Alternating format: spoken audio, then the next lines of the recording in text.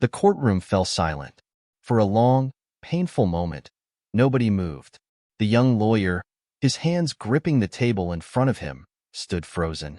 His face, pale with shock, reflected the collective disbelief of everyone present. The judge, sitting high on his bench, had just finished his mocking laughter, his voice dripping with sarcasm as he ridiculed the lawyer's argument in front of the entire courtroom. But then, something happened. A sudden, sharp gasp came from the jury box. Then another. A murmur rippled through the courtroom like a wave. The judge's smirk faltered as confusion crossed his face. The confident grin he had worn just moments ago disappeared, replaced by something else. Fear. Regret. His hands gripped the edge of his bench as he leaned forward, eyes darting around. Something was very wrong. He had underestimated this young lawyer. But it was too late. The damage had already been done. Several months earlier, Daniel Pierce walked into the grand halls of the courthouse for the first time, his heart pounding against his ribs. He had dreamt of this moment for years, the day he would finally stand in a courtroom, argue a case, and prove himself as a lawyer. But nothing had prepared him for the icy glares, the smirks, the hushed whispers behind his back. Daniel had graduated top of his class, passed the bar exam with flying colors, and yet, none of that seemed to matter here. To them, he was just a kid, too young, too inexperienced. The other lawyers, older and more seasoned, barely acknowledged him. Some chuckled under their breath when they saw him nervously adjust his tie. And then there was Judge Reynolds. He was known for his sharp tongue and brutal honesty. A towering man with a deep, gravelly voice and piercing eyes, he had been on the bench for over 2 decades. He had seen it all, and he had no patience for rookies. The first time Daniel stepped into Reynolds' courtroom, the judge barely looked at him. The second time, he raised an eyebrow and smirked. By the third time, he was openly dismissing him in front of the entire courtroom. "This isn't a law school debate club, son," Judge Reynolds had sneered once when Daniel fumbled over a point. "Come back when you're ready to practice real law." Laughter filled the room. Daniel swallowed the humiliation, his fists clenched under the table. He refused to let it break him. He stayed up late every night, poring over case files, memorizing laws, rehearsing his arguments in the mirror. He knew he had to be better, smarter, sharper, more prepared than anyone else in that courtroom. He had to earn their respect. And then, finally, his chance came. The case was simple on the surface. A small business owner, Mrs. Olivia Carter, had been unfairly sued by a wealthy developer who wanted to force her out of her shop. It should have been an easy win for her, but the developer had money, power, and a team of high-profile lawyers backing him. Nobody believed Daniel had a chance. "Give it up, kid," one of the senior lawyers had told him. "Reynolds won't even let you finish your argument before he shuts you down." But Daniel refused to back down. The day of the trial, the courtroom was packed. Word had spread about the young lawyer taking on the veteran attorneys. The air was thick with anticipation. Daniel stood up, his heart hammering as he made his opening statement. His voice was steady, his argument strong. For the first time, people were actually listening. Even Judge Reynolds seemed to be paying attention, until Daniel made a bold claim. "Your Honor," Daniel said, looking directly at the judge, "the plaintiff has manipulated the evidence. What they are presenting here today is not the truth." The room went still. Judge Reynolds let out a slow chuckle, shaking his head. "Young man," he said, his voice dripping with amusement, "do you have any idea what you're saying? Are you accusing a team of seasoned lawyers of lying under oath?" Daniel didn't blink. "Yes, Your Honor," he said firmly. The room erupted in gasps and murmurs. Judge Reynolds leaned back in his chair, smirking. "Well, this ought to be good. Go ahead, amuse me." He gestured for Daniel to continue, his eyes glinting with the promise of mockery. The courtroom braced for the inevitable humiliation that was sure to come. But Daniel was ready. He took a deep breath and turned to the evidence table. Then, he pulled out the one document that would change everything. The moment he placed it on the table, a hush fell over the room. Judge Reynolds stopped smirking. His face darkened. And just like that, the entire courtroom shifted. Something was about to happen. Something that would make the judge regret every word he had spoken. Daniel locked eyes with him. "Your Honor," he said, his voice clear and unwavering, "I suggest you take a closer look." A tense silence filled the courtroom. Judge Reynolds narrowed his eyes at Daniel. He didn't like being challenged, especially by someone so young, so inexperienced. At least, that's what he had thought. With a slow, deliberate movement, he leaned forward and snatched the document from the table. His fingers tightened around the paper as he adjusted his glasses and began to read. The room held its breath. Seconds stretched into eternity, and then Judge Reynolds' face changed. The smirk disappeared. His lips parted slightly, his jaw tightening. He blinked once, twice. A muscle in his temple twitched. For the first time, uncertainty flickered across his face. Daniel didn't move. He knew what the judge was seeing. He had spent nights combing through evidence, searching for something, anything, that could turn the tide of this case. And then he had found it. Buried deep in the records was a transaction, a hidden payment made to a key witness just days before they had testified against Mrs. Carter. It was clear as day, a bribe. Judge Reynolds' throat bobbed as he swallowed. He set the document down, his hands suddenly unsteady. The courtroom erupted into whispers. "What is it?" someone murmured. "Did he find something?" another whispered. The senior lawyer representing the developer, Mr. Hawthorne, straightened in his seat. He was a man who had never lost a case in his career. His confidence had been absolute, until now. "Your Honor," Hawthorne said, forcing a smile, "surely we're not taking this seriously? This is the work of an amateur trying to—" Judge Reynolds shot him a look, a dangerous look. The room fell silent again. Then, slowly, the judge turned back to Daniel. His voice, usually sharp and commanding, came out quieter this time. "Where did you find this?" Daniel didn't flinch. "It was in the financial records, Your Honor, hidden under a different expense category. It took a while to track, but the pattern was there." Judge Reynolds exhaled through his nose. His fingers drummed against the bench. The regret in his eyes deepened. He had mocked this young lawyer, laughed at him, dismissed him in front of the entire court. And now, the kid had just cracked open a scandal that could change everything. But it wasn't over yet. Hawthorne wasn't ready to lose. "Your Honor," he said, his voice carefully controlled, "this is circumstantial at best. The document does not prove—" "Enough," Judge Reynolds interrupted, his voice regaining its usual authority. Hawthorne froze. The judge sat back, his mind racing. If this document was legitimate, it didn't just mean trouble for the developer. It meant trouble for everyone involved, including himself. His reputation was on the line. Judge Reynolds cleared his throat, masking his unease. "We will take a brief recess," he announced. "Court will reconvene in 20 minutes. With a sharp bang of his gavel, he stood and strode out of the courtroom, his expression unreadable. Daniel watched him go, his heart still pounding. He knew what was happening. The judge needed time to process, time to figure out what this meant for him, for the case, for the entire courtroom.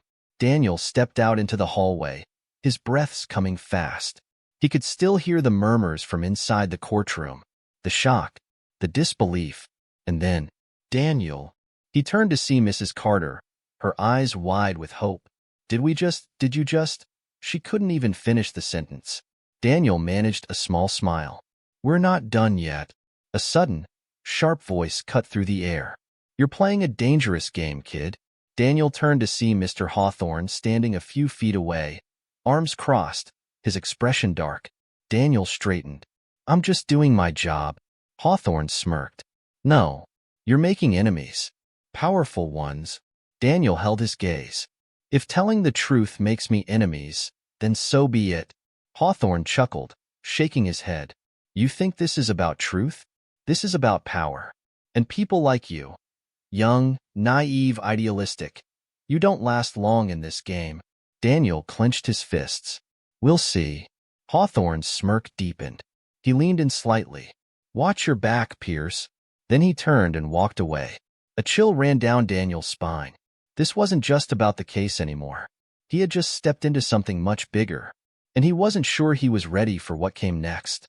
Inside his chambers, Judge Reynolds sat in silence, staring at the document in his hands.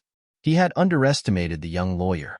He had assumed Daniel was just another rookie, easy to dismiss, but he had been wrong. And now, he had a choice to make, one that would change everything. With a deep breath, he reached for his phone.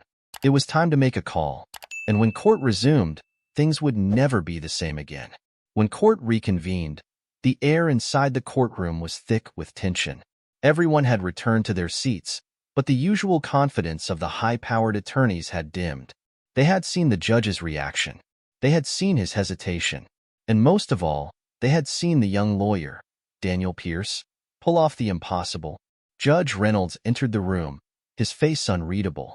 He took his seat, adjusting his robe, and then cleared his throat.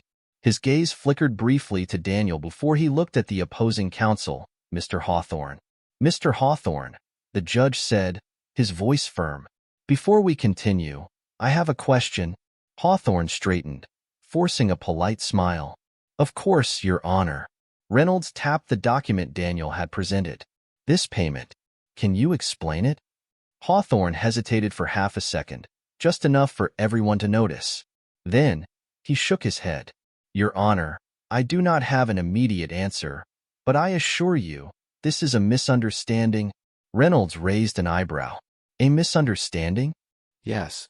Hawthorne exhaled, regaining some of his composure. It's not uncommon for businesses to make payments that, at first glance, seem questionable. But I am certain that once we review the full records, we will find that this is nothing more than a simple accounting error. A murmur rippled through the courtroom. It was a weak excuse, and everyone knew it. Daniel, standing at his table, felt his heartbeat quicken. This was the moment. He took a step forward. Your Honor, may I present further evidence? Reynolds turned to him. There was something different in his expression this time. Less amusement, more caution. Proceed, the judge said. Daniel reached into his briefcase and pulled out another document. Your Honor, in addition to the payment, I've cross-referenced timestamps on these bank records. He placed the paper in front of the judge. The funds were transferred at the exact time the plaintiff's key witness met with Mr. Hawthorne's client, right before they changed their testimony against Mrs. Carter.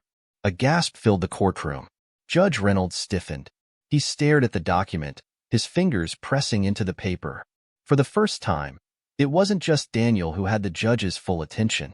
It was the entire courtroom. A storm of whispers broke out. Hawthorne's jaw tightened. His client, the wealthy developer, leaned forward in his seat, his face pale. Judge Reynolds inhaled deeply and slowly exhaled through his nose. Then, he turned to Hawthorne. Would you like to revise your statement, counselor? Hawthorne opened his mouth, but closed it again. There was nothing he could say. The judge sat back, his eyes dark with something unreadable. Then, he reached for his gavel. I believe we have reason to suspect perjury, Reynolds said, his voice even but heavy with authority. As such, I am ordering a full review of all financial documents related to this case. Boom. The gavel came down. The courtroom exploded into chaos. Daniel barely had time to process what had happened. The moment the trial was adjourned for the day, reporters swarmed the courthouse. Cameras flashed. Questions were hurled. Mr. Pierce, did you anticipate this outcome? Daniel, do you think this will lead to criminal charges? What does this mean for your career? He didn't answer. He couldn't. His head was still spinning. Mrs. Carter, standing beside him, grabbed his arm. Daniel, she whispered, her voice trembling. You did it. He turned to her, and for the first time since stepping into the courtroom, he allowed himself a small smile. Not yet, he said. But we're close. Just then, a familiar voice cut through the noise. Mr. Pierce. Daniel turned. Judge Reynolds stood a few feet away, his robe draped over his arm. His expression was unreadable. Walk with me, the judge said. The crowd parted as Reynolds led Daniel down the marble halls of the courthouse. For a while, neither of them spoke. The judge's footsteps echoed through the corridor, steady and deliberate. Finally, he stopped. He turned to face Daniel, his face no longer filled with amusement or dismissal. You caught me off guard today, Reynolds said, his tone quieter than usual. Daniel waited. The judge studied him for a long moment. Then, with a slow nod, he said, You're better than I thought. Daniel's breath caught. He hadn't expected that. But before he could respond, Reynolds continued. However, he said, his voice sharpening, you just made some very powerful enemies. Daniel tensed. He knew that already. Reynolds leaned in slightly. Be careful, Pierce. Not everyone plays fair.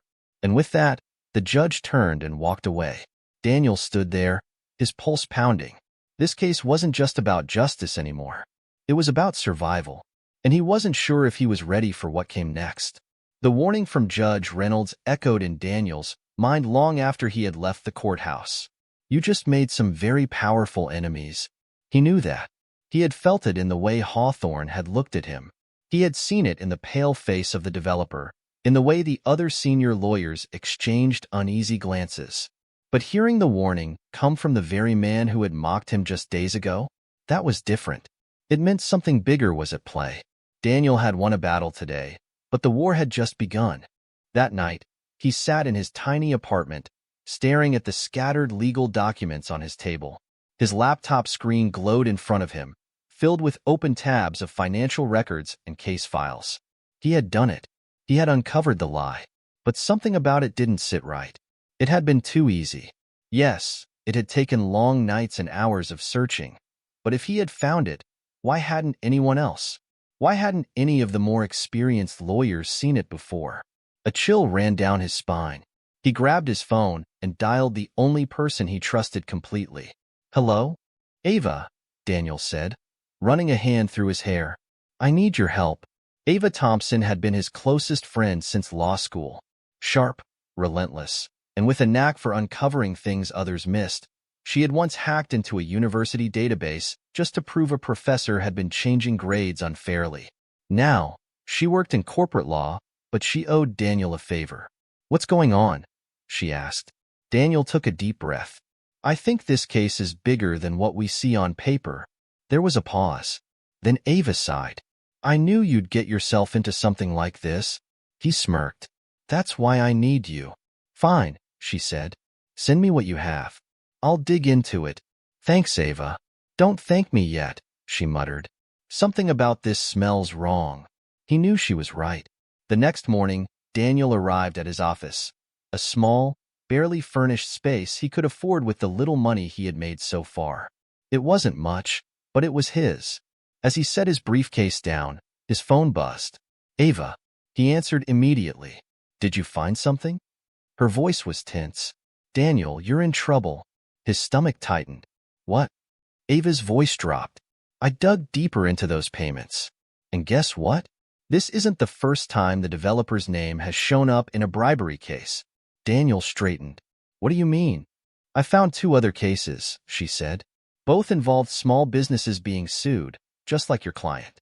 And in both cases, there were hidden transactions linked to people who testified against them. But here's the thing. Both cases got buried. No one fought back hard enough. Daniel's blood ran cold. It wasn't just one case. It was a pattern. Ava kept going. And the worst part? Someone in the court system might be helping to cover it up. He gripped the phone tighter. Who? I don't know yet, Ava admitted. But if this developer has been getting away with this for years, someone is making sure the evidence never reaches the surface. Daniel swallowed hard. Judge Reynolds had warned him. And now, he knew why. This wasn't just about one corrupt businessman. Someone with power, real power, was involved. That afternoon, Daniel walked back into the courthouse, his mind racing. The case wasn't over yet, but now he had even more questions. As he entered the courtroom, he noticed something odd. Judge Reynolds wasn't in his seat. Instead, a different judge, a stern-looking woman with sharp eyes, sat in his place. Daniel frowned and leaned toward a clerk. Where's Judge Reynolds? The clerk hesitated. He, took a sudden leave of absence this morning. Daniel's stomach twisted. Reynolds was gone? Just like that? His mind immediately jumped to the worst possibility. Someone had gotten to him. The trial resumed without much mention of the judge's sudden disappearance. The new judge, Judge Holloway, was strict but fair, allowing both sides to continue presenting arguments. Hawthorne, however, had regained some of his confidence. Your Honor, he said smoothly, The defense has presented circumstantial evidence, but I assure you, we have full explanations for all financial transactions. Daniel stood. Your Honor, we request an independent financial investigator be brought in to verify those claims. Judge Holloway studied him. That's a serious request, Mr. Pierce. Daniel didn't back down. So are these allegations. The judge exhaled, glancing at the prosecution table. Mr. Hawthorne, any objections? Hawthorne's jaw clenched. He knew he couldn't refuse. Not without looking guilty. None, Your Honor, he said tightly. Daniel sat down, his pulse racing. Step by step, he was getting closer. But then, the courtroom doors burst open. A bailiff rushed in, his face pale. He whispered something to the judge. Judge Holloway's eyes widened. Then, she turned to the courtroom. We are taking an immediate recess. The gavel slammed down. Confused murmurs filled the air as people stood, trying to figure out what had happened. Daniel turned to Ava, who had arrived just in time to watch the proceedings. What was that? He whispered. She shook her head, looking just as confused. I don't know. Then, his phone buzzed. A message from an unknown number. Daniel's heart pounded as he read the words. Drop the case or you'll regret it. His blood ran cold. He looked around the courtroom, his pulse racing. Someone was watching him. Someone wanted him to stop. But Daniel Pierce had never backed down before. And he wasn't going to start now. Daniel's hands tightened around his phone as he read the message again. Drop the case or you'll regret it. His heartbeat pounded in his ears. He quickly glanced around the courtroom, his eyes scanning every face. Was someone watching him? Had the sender of the message been in the room? Ava leaned over. What's wrong? Daniel hesitated, then turned the phone so she could see. She read the message and her expression hardened. This is bad. No kidding, he muttered, slipping the phone into his pocket. Someone doesn't want me digging any further. Ava exhaled. Who else have you told about the bribery pattern? No one. Just you. Her jaw tightened. Then someone was already watching. They knew you'd figure it out. Daniel ran a hand through his hair. We need to find out who. But before they could talk more, Judge Holloway returned to the bench. She cleared her throat, her eyes scanning the courtroom. Ladies and gentlemen, we have received urgent information regarding this case. Due to the nature of these developments, this court will enter a closed session tomorrow morning. All outside parties will be removed, and only essential individuals will be allowed inside. A murmur of confusion spread through the courtroom. Daniel's stomach twisted. What just happened? Judge Holloway banged her gavel. Court is adjourned for today. As soon as she left, Daniel grabbed his briefcase and turned to Ava. We need to find out what's going on. But before they could leave, a voice called out. Mr. Pierce. Daniel turned. Hawthorne stood there, his smirk back in place. You should listen to that text, Hawthorne said, his tone casual but laced with something darker. This case is bigger than you. Daniel held his ground. So I've heard. Hawthorne chuckled. You're smart, Pierce. But smart people know when to quit. Daniel didn't flinch. Is that a threat? Hawthorne shrugged. Just advice. If I were you, I'd walk away while I still can. Then, he walked off, leaving Daniel standing there, his jaw clenched. Ava grabbed his arm. Daniel, this isn't just about winning a case anymore. Someone powerful is pulling the strings. Daniel exhaled. I know. And that terrified him. That night, Daniel barely slept. Every shadow in his apartment felt like a warning. Every creak in the walls made his pulse jump, but fear wasn't going to stop him. He powered on his laptop, scanning through every record he had gathered. If there was someone bigger behind this, he had to find out who. An hour passed. Then 2. Finally, his email dinged. A message from Ava. He opened it, and his stomach dropped. Ava had attached a single document. A document with a name that made his blood run cold. A name he never expected to see. Judge Reynolds. Daniel's breath caught. The same judge who had warned him. The same judge who had suddenly vanished. And now, in front of him, was evidence linking Reynolds to financial transfers involving the same developer at the center of this case. Daniel's hands shook as he picked up his phone. Ava answered on the first ring. You saw it, she said. Daniel's voice was barely a whisper. Judge Reynolds is involved. Ava's tone was grim. And he's been covering for them for years. Daniel ran a hand down his face. Judge Reynolds had played him. The warning wasn't out of concern. It was out of fear that Daniel would dig too deep. Everything made sense now. The sudden leave of absence. The shift in power. Reynolds had backed out because he knew the truth was closing in. But there was one problem. If Reynolds had stepped away to save himself, then who was still protecting the developer? And just as that question entered Daniel's mind, a loud bang echoed through his apartment. Daniel jumped up. His heart raced as he turned toward his front door. Someone was there. His phone was still in his hand. "Ava," he whispered. "Someone's outside." Ava sucked in a breath. "Daniel, get out. Now." But it was too late. His doorknob rattled. Then, the door burst open. The door slammed open with a force that sent Daniel's pulse skyrocketing. A dark figure stepped inside, the dim light casting long shadows across the floor. Daniel's mind screamed at him to run, but his body felt frozen. "Who's there?" he demanded, his voice steadier than he felt. The figure didn't answer. Instead, they stepped forward, slowly, deliberately. Daniel's grip on his phone tightened. "I have someone on the line," he warned. "If you—" A sudden movement. A gloved hand reached into a coat pocket. Daniel braced himself, but before he could react, the figure threw something onto the floor. A thick envelope. Then, without a word, they turned and disappeared into the night, the doors swinging shut behind them. Silence. Daniel stood there, his heart hammering. "Daniel?" Ava's voice crackled through the phone. "Are you okay?" He exhaled shakily. "They left something." Ava was quiet for a beat. Then, "Don't touch it." Daniel ignored her and crouched, picking up the envelope. It was thick, the paper high quality, the kind of envelope meant for serious business. His fingers hesitated before opening it. Inside was a stack of photographs. Daniel's breath hitched as he flipped through them. The first was a picture of himself, walking into court. The second, a picture of him at his office. The third, Ava. His stomach turned. The fourth, Mrs. Carter.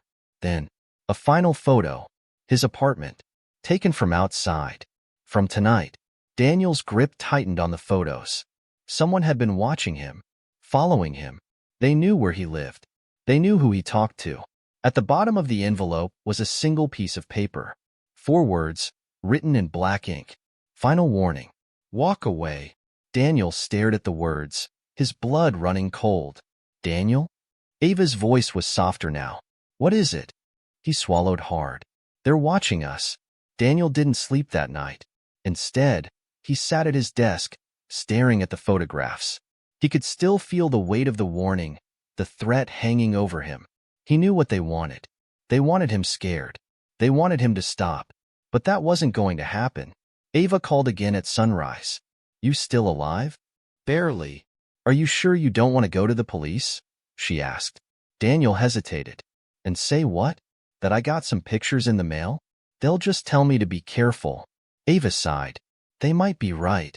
Daniel shook his head. "Whoever's behind this is powerful. They have money, influence. They've buried cases before.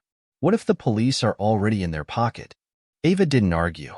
Instead, she asked, "What's your next move?" Daniel leaned back in his chair. He knew exactly what he needed to do. "I'm going to find Reynolds." Tracking down Judge Reynolds was harder than Daniel expected. The man had vanished without a trace. No media statements. No press coverage. Just gone. That wasn't normal. A judge like Reynolds didn't just disappear. After hours of searching, Ava finally found something. "Got an address," she said over the phone. "It's a vacation home outside the city. No listed travel records, but my guess? He's there." Daniel grabbed his car keys. "I'm on my way." "Wait, what?" Ava snapped. "You're just going?"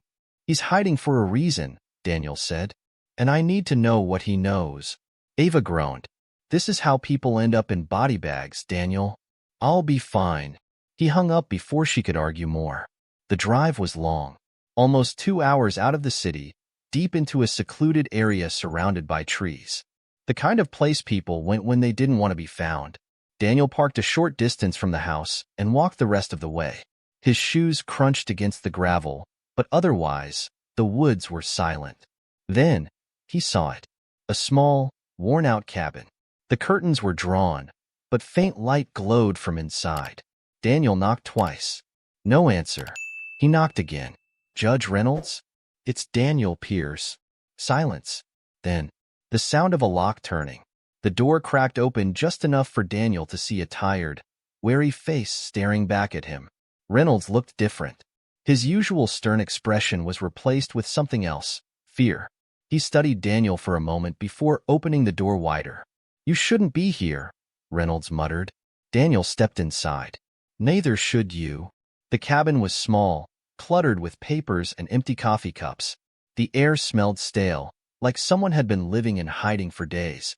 Reynolds sat heavily in a chair, rubbing a hand over his face. They found you, didn't they? Reynolds muttered. Daniel tossed the envelope onto the table. You tell me. Reynolds' face darkened when he saw the photographs. He sighed. I tried to warn you. Daniel pulled up a chair. Start talking. Reynolds hesitated. Then, he reached into a drawer and pulled out a folder. You were right, he said. This case isn't just about the developer. It's bigger. Much bigger. Daniel leaned forward. How big? Reynolds met his eyes. The bribery scheme? It goes up to the state level. Judges, politicians, corporate executives, all tied together. Covering up land deals, rigging cases, destroying small businesses. And the man behind it all. He paused, swallowing hard. Daniel's pulse quickened. Who? Reynolds exhaled sharply. Then, he said a name that sent a jolt through Daniel's spine. A name he recognized. A name that was everywhere. A name that held real power. Daniel's mouth went dry. That's impossible. Reynolds shook his head. No, it's worse than you think. A heavy silence hung between them. Then, a sound outside. Daniel turned sharply toward the window. A shadow moved between the trees. Someone was here. Then, a gunshot. The window shattered.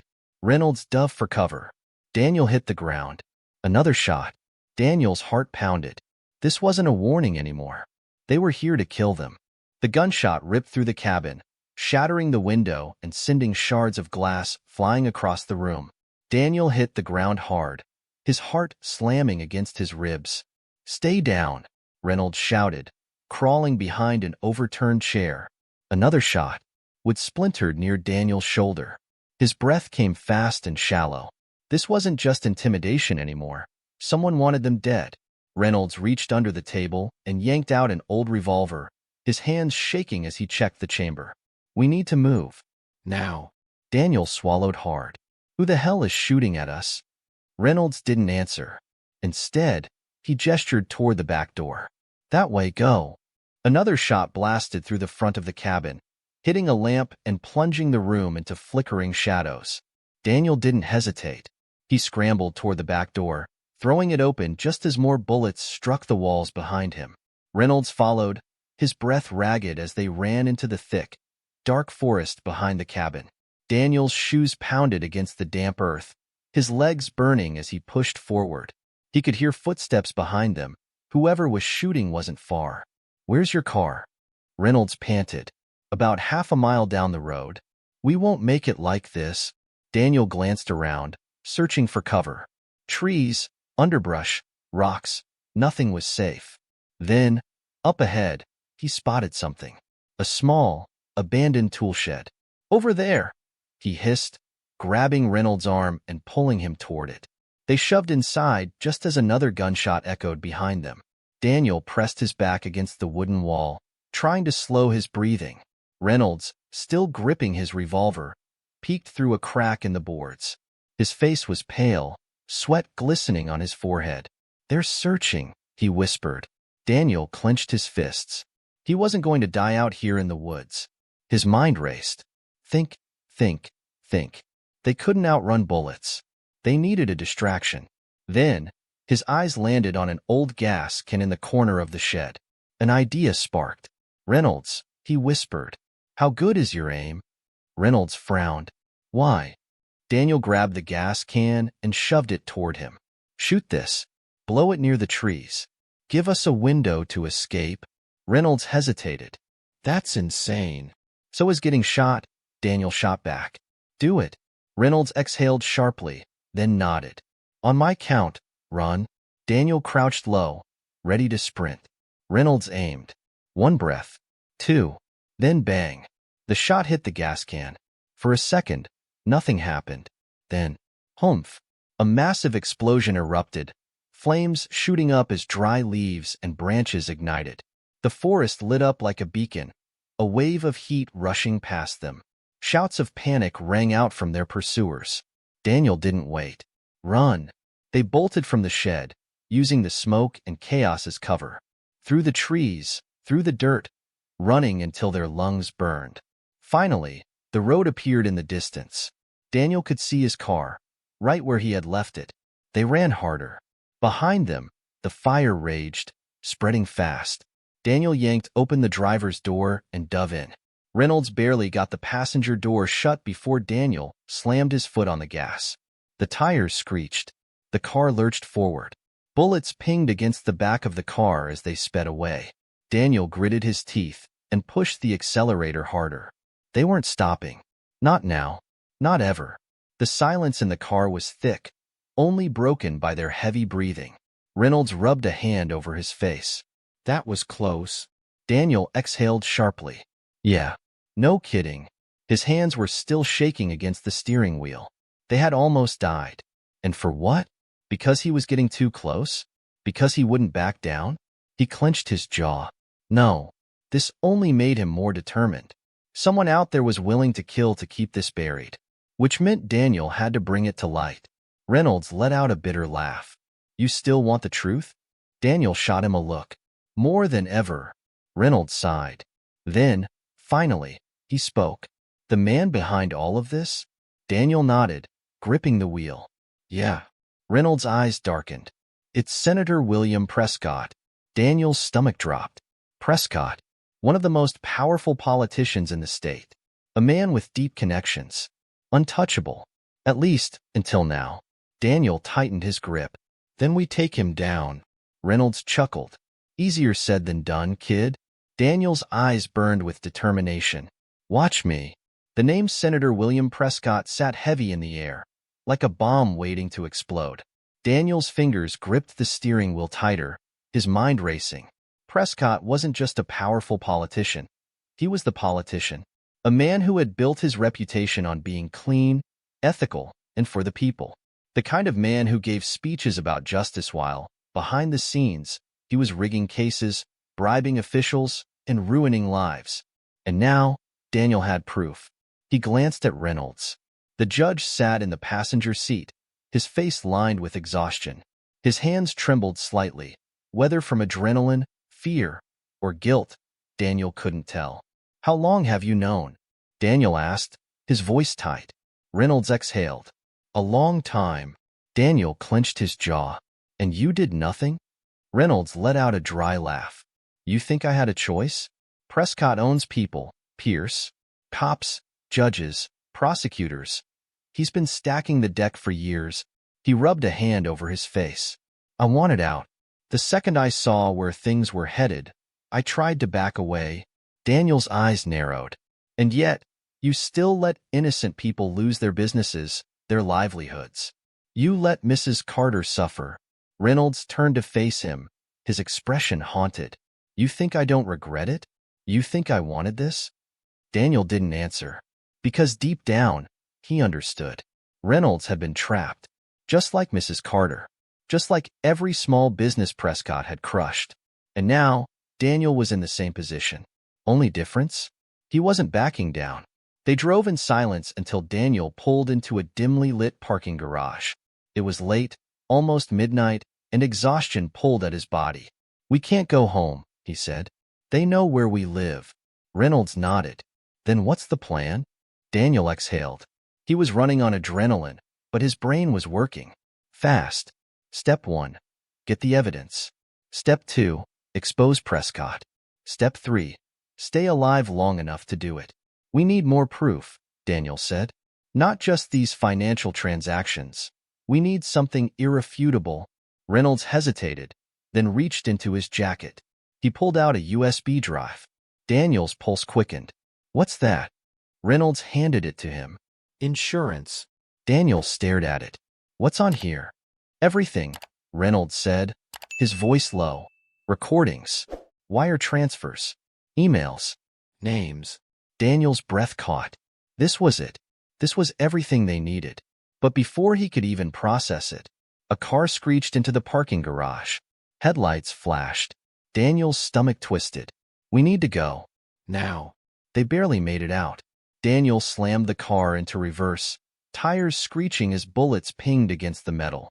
The attackers, whoever they were, weren't even trying to be subtle anymore. They wanted them dead. He swerved, dodging between pillars as Reynolds cursed beside him. "Who the hell are these guys?" Daniel shouted. Reynolds gritted his teeth. "Prescott has people." Daniel's foot slammed on the gas. They shot out of the parking garage and onto the dark city streets. Behind them, the other car followed, headlights glowing like a predator hunting its prey. Daniel swerved through traffic, his hands gripping the wheel so tightly they hurt. "Tell me there's a safe place we can go." Reynolds' jaw tightened. Then, he nodded. "My old courthouse office," he said. "There's a locked records room. Bulletproof walls." Daniel's gut told him that nothing was really bulletproof when it came to men like Prescott, but it was better than nothing.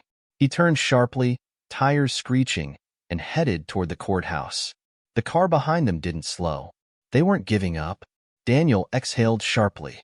Then, he made a choice. He slammed on the brakes. The other car, going full speed, didn't have time to react. It clipped the back of Daniel's car, spun out of control, and smashed into a street lamp. Daniel didn't wait to see if they got out. He hit the gas and sped toward the courthouse. The courthouse was dark and empty by the time they arrived. Daniel and Reynolds slipped inside through a side entrance. The halls were eerily silent, the air thick with the weight of what was coming. They reached the records room, and Reynolds fumbled with the key before pushing the door open. Inside, rows of old file cabinets lined the walls. Daniel shut the door behind them and locked it. "We need to go through that USB," he said, pulling out his laptop. Reynolds nodded, his hands still shaking. Daniel plugged in the drive. His screen flickered. A folder popped open. Inside were dozens of files. Daniel clicked on one. A grainy audio recording began to play. A voice, deep, commanding, spoke. "You know how this works. The businesses don't cooperate. We take them out. No loose ends." Daniel's blood ran cold. It was Prescott. This was it. The smoking gun. Reynolds let out a shaky breath. "We got him." Daniel's hands moved fast, copying the files.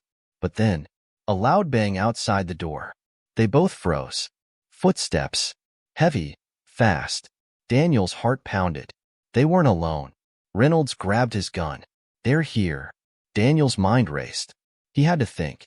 Fast. There was no way out. The only door led to the hallway where their pursuers were. And then, his eyes landed on the old ventilation duct. "Reynolds," he whispered. "The vent." Reynolds followed his gaze. "It's too small." Daniel shook his head. "Not for me." Another bang outside. The sound of a lock being broken. No more time. Daniel yanked the USB from his laptop, grabbed a nearby evidence bag, and shoved it inside. He threw it to Reynolds. Reynolds' eyes widened. "What are you doing?" Daniel climbed onto the desk, pried open the vent, and pulled himself inside. It was tight, dark, but just big enough. "Get this to Ava," he whispered. "No matter what happens." Reynolds' jaw clenched. "Kid." Then, the door burst open. Armed men stormed inside. Daniel pressed himself against the metal walls of the vent, holding his breath. Below him, Reynolds stood still, his hands raised, the USB hidden in his pocket. One of the men, a tall figure in a suit, stepped forward. His voice was cold. "Where's the kid?" Reynolds didn't answer. Daniel's heart pounded. They were looking for him. And if they found him, he wouldn't live to see tomorrow. Daniel pressed himself against the cold metal of the ventilation shaft, his breath shallow, his pulse hammering in his ears. From below, the voices of the armed men sent chills down his spine. "Where's the kid?" Reynolds didn't answer. Daniel held his breath, straining to hear what was happening. A shuffling sound, a gun cocking. Judge Reynolds. The man's voice was slow, deliberate. Don't make this difficult. Still, Reynolds said nothing. A heavy silence filled the room. Then, a sickening thud. Reynolds grunted in pain. Daniel's stomach clenched. They were hitting him. Daniel's fingers curled into fists against the metal. He had to stay hidden. If they caught him now, the evidence would never make it out. One of the men spoke again. You're protecting a nobody, Judge. That kid doesn't stand a chance against Prescott. You know that. Daniel's chest burned with frustration. He wanted to scream that they were wrong, that he wasn't just some kid, but he didn't move. Then, another voice entered the room. This one was smooth, confident, familiar. Daniel's stomach turned as he recognized it. Hawthorne. Judge, Hawthorne said casually, like they were discussing golf over drinks. I respect your loyalty. I really do. But let's be honest here. Daniel heard footsteps. Slow, methodical. You were always expendable. Then, a loud crack. Reynolds groaned, the sound of a man barely holding onto consciousness. Daniel clenched his jaw, his nails digging into his palms. Hawthorne sighed. One last time. Where is Pierce? Silence. Then, Reynolds did something Daniel never expected. He let out a weak chuckle. You're wasting your time. Hawthorne paused. Excuse me? Reynolds' voice was hoarse but steady.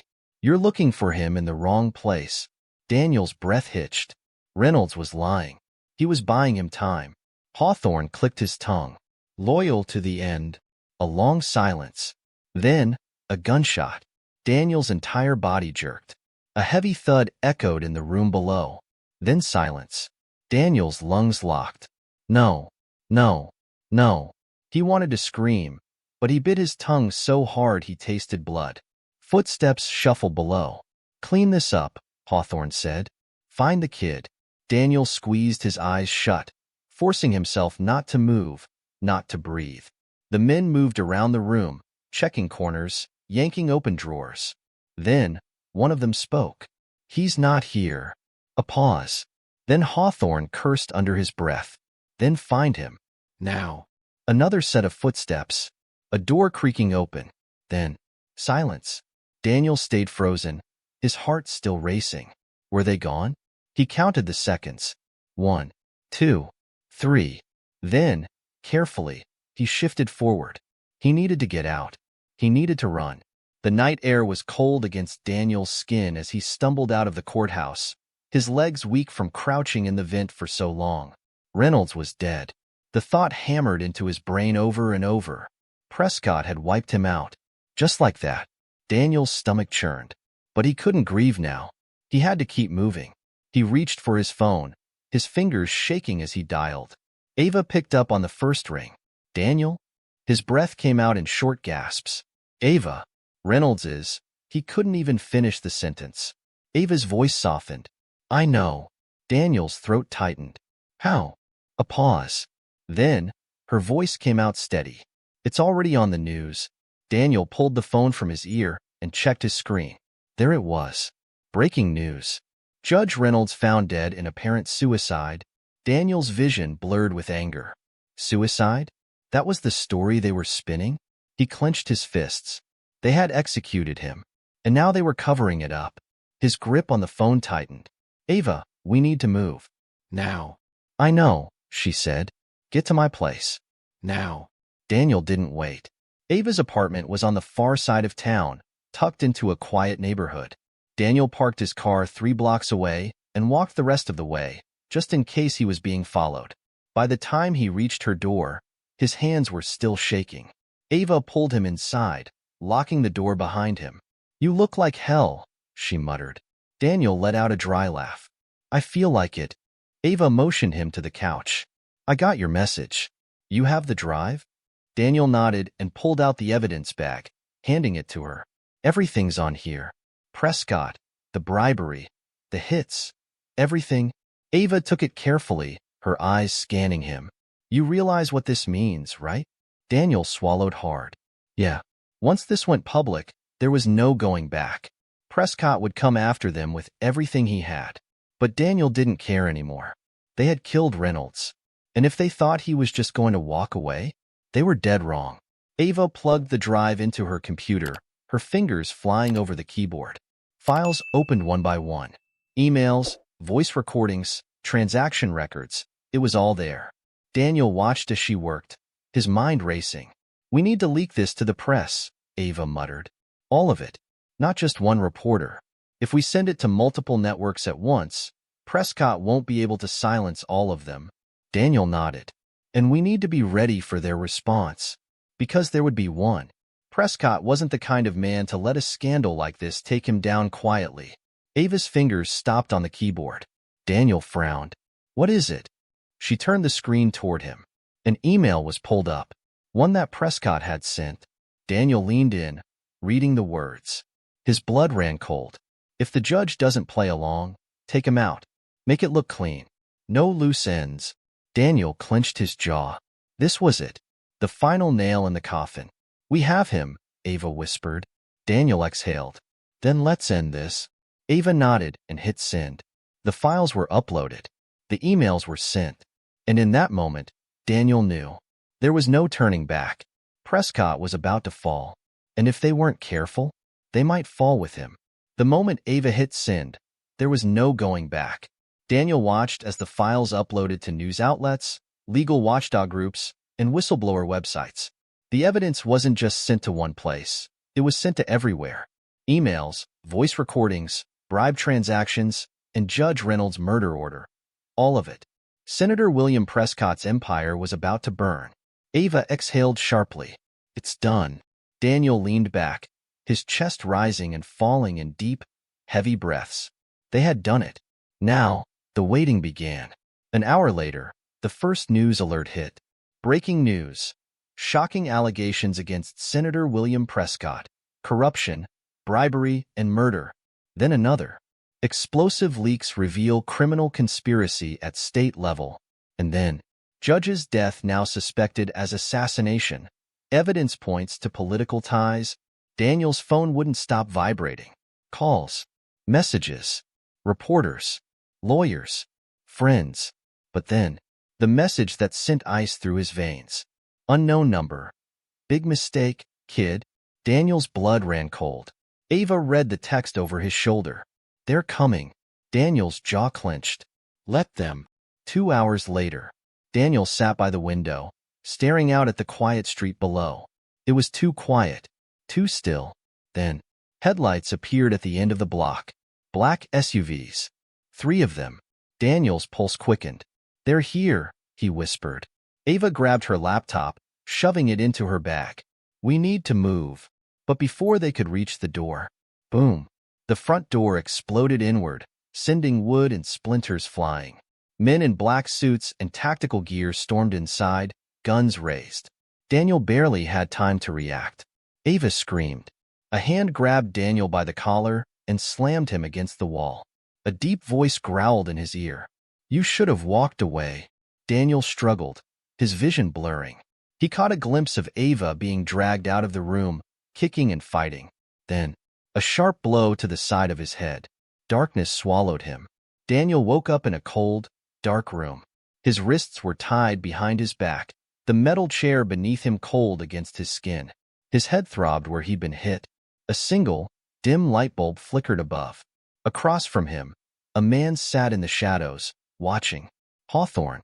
His smile was thin, deadly. "You made a mess, kid." Daniel's jaw clenched. "Where's Ava?" Hawthorne shrugged. "Somewhere safe. For now." Daniel pulled against the restraints. "If you hurt her." Hawthorne chuckled. "You're in no position to make threats." He leaned forward, his elbows resting on his knees. "You want to know what happens next?" Daniel glared at him. "You disappear," Hawthorne said simply. "The world moves on. The evidence? Buried. The press? Distracted by something else. He smirked. And Prescott? Untouchable. Daniel's heart pounded. No, they couldn't let this happen. Hawthorne sighed. You should have walked away. But now? Now you're just another problem to clean up. Daniel's blood boiled. They were going to kill him. They were going to erase everything. Then, a loud crash echoed from somewhere outside the room. shouting. Gunfire. Hawthorne's head snapped up. What the hell? Then, boom. The door burst open. A blur of movement. A gunshot. Hawthorne fell back, clutching his arm. Daniel's vision spun as the ropes around his wrists were suddenly cut. A familiar voice hissed in his ear. Come on, idiot. Ava. Daniel didn't ask questions. He moved. His legs were weak, but he forced himself forward, following Ava through the chaos. Men were shouting. Bullets flew past them. Daniel didn't stop running. They burst through a metal door and out into an alleyway. A car screeched to a stop in front of them. The driver's side door flew open. Get in. Daniel barely registered the voice before he dove into the back seat. Ava slid in beside him, slamming the door shut. The tires screeched as the car sped away. Daniel gasped for breath, his pulse racing. Then, he looked up. At the driver. His eyes widened. Judge Reynolds. Alive. Daniel's breath caught in his throat. Judge Reynolds. Alive. For a moment, the world blurred, his mind struggling to process what he was seeing. But, I saw. Daniel's voice cracked. I saw them kill you. Reynolds kept his eyes on the road, gripping the wheel tightly. That's what they wanted you to think. Daniel shook his head, glancing at Ava, who looked just as shocked but clearly knew more than he did. Ava exhaled sharply. Long story. Just know he's on our side. Daniel's head spun. No. I need answers. How? Reynolds cut him off. You want answers? Fine. His voice was hard, cold. I knew Prescott would come for me. I had to fake my own death before they could do it for real. Daniel's pulse hammered in his ears. You let them think they killed you? Reynolds nodded grimly. Had to. Otherwise, they'd never stop hunting me. Daniel swallowed hard. It made sense. The suicide story, the quick cover-up, it had all been staged. But that meant, Daniel's eyes narrowed. You knew they'd come after me. Reynolds' grip on the wheel tightened. Yes. Rage burned in Daniel's chest. And you didn't warn me? You let me walk into a death trap? Reynolds exhaled. I was watching, making sure you wouldn't get killed before the real fight started. Daniel's jaw clenched. He wanted to be furious. He was furious. But deep down, he knew Reynolds had played the long game. And now, they had their shot. Daniel's hands curled into fists. Prescott doesn't know you're alive. Reynolds smirked. Exactly. Ava leaned forward. So what's the plan? Reynolds' eyes flicked to the rearview mirror. We take the fight to him. Daniel let out a breath. How? Reynolds turned onto a side road, tires screeching. By making it impossible for him to cover this up. 30 minutes later, safe house. The hideout was a small, run-down house on the edge of the city. No cameras. No connections. A perfect place to stay off the grid. Inside, Reynolds spread out files and blueprints on a table. Daniel, still reeling from everything, focused on the only thing that mattered. Finishing this. Reynolds pointed at a folder labeled Prescott's Network. We leaked the files, but that's not enough, Reynolds said. Prescott still has allies. They'll bury this unless we push harder. Daniel rubbed his temples. So what do we do? Ava pulled up her laptop, typing fast. We go public. Live broadcast. A press conference. Something Prescott can't silence. Reynolds nodded. Exactly. Daniel frowned. And where do we do that? Reynolds smirked. The one place Prescott can't touch us. He tapped a piece of paper on the table. Daniel leaned in, and his eyes widened. It was an FBI headquarters address. Daniel's pulse quickened. We're going to the feds? Reynolds nodded. It's the only way to get full protection. Daniel exhaled. It was risky, but it made sense. If they brought this directly to federal agents, live, on camera, Prescott couldn't stop it. No cover-ups. No bribes. No suicides. It would be the end of him. Daniel's fingers curled into fists. Then let's do it. The next morning, the final move. Daniel adjusted the microphone in front of him, his hands sweating. They were inside an FBI field office, a room packed with reporters, cameras, and federal agents. Ava sat beside him, her laptop hooked into the projector. Reynolds stood behind them, arms crossed. And in front of them? The press. This was it. Daniel cleared his throat. My name is Daniel Pierce. I'm an attorney. And today, I'm exposing the biggest corruption case in this state's history. The room buzzed. Cameras clicked. Reporters leaned forward. Daniel turned to Ava. She hit play. On the screen, the leaked documents flashed. Emails, bank transfers, wiretaps. Then, the audio recording. You know how this works. The businesses don't cooperate. We take them out. No loose ends. Prescott's voice echoed through the room. The reporters gasped. Then, Ava pulled up a final file. A direct money trail from Prescott to Hawthorne. Daniel turned back to the crowd. Senator Prescott has committed bribery, racketeering, and murder. He is responsible for the corruption of our courts, the destruction of small businesses, and the assassination of Judge Reynolds. Gasps filled the room. Murmurs spread like wildfire. A reporter shot up. Are you saying Prescott ordered a judge's execution? Daniel's jaw tightened. Yes. Then, a voice from the back of the room. Lies. Daniel turned sharply.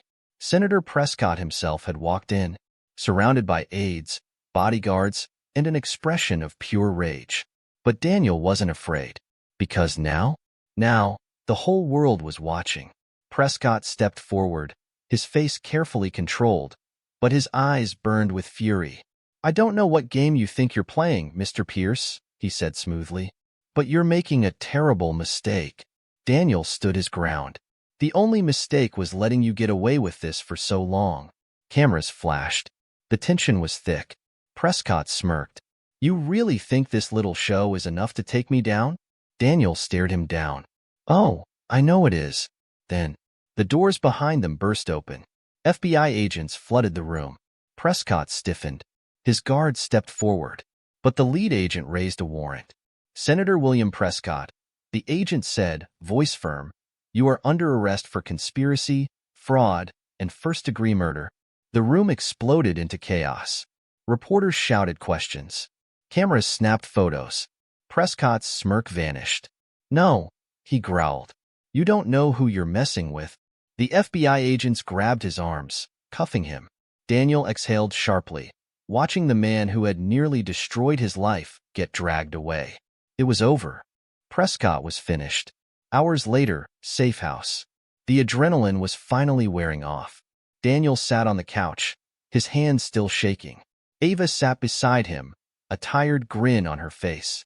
We actually did it, Daniel chuckled, rubbing his face. Yeah, we did. Reynolds leaned against the door, arms crossed. You're lucky, kid. Daniel smirked. No, I'm stubborn. Reynolds chuckled. Ava sighed, stretching her arms. So, what now? Daniel exhaled. Now. He glanced at the TV, where the news played. Prescott was being hauled off to prison. Then, he smiled. Now, we move forward, because for the first time in a long time, justice had won. The sun was rising over the city, its golden light spilling across the skyline. Daniel stood on the balcony of the safe house, watching the world come alive below. For the first time in what felt like forever, he could finally breathe. Prescott was gone. The FBI had locked him away in a federal holding facility, awaiting trial. His empire of corruption was crumbling as one by one. His allies were arrested, their dirty deals exposed to the world. Hawthorne had vanished. No one knew where he was, but Daniel knew one thing. He was hunted. Prescott's downfall meant his top fixer had no protection left. And Daniel? For the first time since stepping into that courtroom, he had one. Inside, Ava sat cross-legged on the couch, flipping through her phone. We made the front page of every news outlet, she said, shaking her head. They're calling you the lawyer who brought down a senator.